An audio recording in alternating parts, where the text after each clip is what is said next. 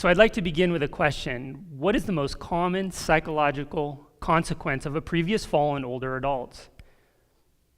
Okay, it's fear of falling.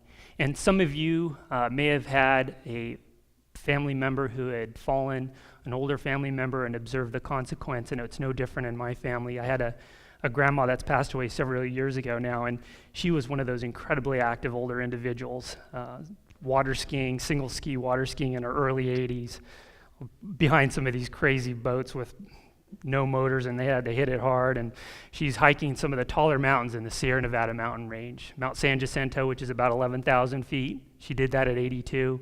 She hiked Mount Shin, Red Mountain. See, these are all about 10, 11,000 feet, starting at nearly sea level at some of these. Incredibly active. In her mid-80s, she fell, not while hiking. She was in her house, and she hurt her wrist. And they did an x-ray on the wrist, and she definitely had broken her wrist. She had early signs of osteoporosis, and that was the last day she ever hiked. She didn't hike anymore after that, and the quality of her life, as some of you observed, went way downhill. Now, falls occur in about 1 in probably 3 in older adults, and about 30% of those individuals who fall will experience this decline. What do we do for those folks? They get fear of falling. What do we do for them? Well, if we back up and we want to help reduce the risk of falling, we might want to work on their balance, okay? Now, she was quite active. Now, of course, as we get older, the sensory systems that control our balance begin to get compromised. Visual acuity, vestibular, proprioceptive. And so we can work on balance training, but how do we get those people confident again who have fallen?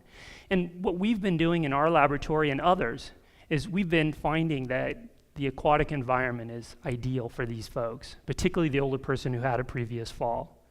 When we put them in a 6-week program, older adults, even with conditions of osteoarthritis, their balance on land improves drastically.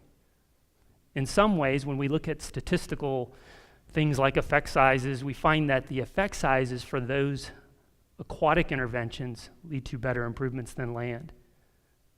It's incredible. When we put them in the aquatic environment, the ability for them to, if we ask someone to stand as still as possible, we measure their, what we call these posturography measures. And if we ask them to stand as still as possible and they sway a lot, well, that amount of sway has been associated with risk of falling. And interestingly enough, perhaps not interesting, is when we compare older adults to younger adults on land, the older adults sway more when we ask them to stand as still as possible. Interesting, when we put them in the water at chest level and we compare the younger and the older groups, they're the same. Now, I want you to figure this one out. When we apply what we call perturbations in the water to older and younger adults, it's the older adults who have better stability. Moreover, when we ask them subjectively, do you feel stable? Yes or no, and we use these scales, the older adults report better stability than the younger adults, suggesting in the aquatic environment, this sort of fear of falling that they might have on land might be more impactful to the older population than the younger population, among other ideas. So in summary, my take-home message is this: falls are a concern for our elderly population. Look, we need to try to minimize the risk of falling. For those who have fallen, we need to make an environment or create an environment where they don't have that fear of falling, and the aquatic environment appears to be ideal for that. Thank you.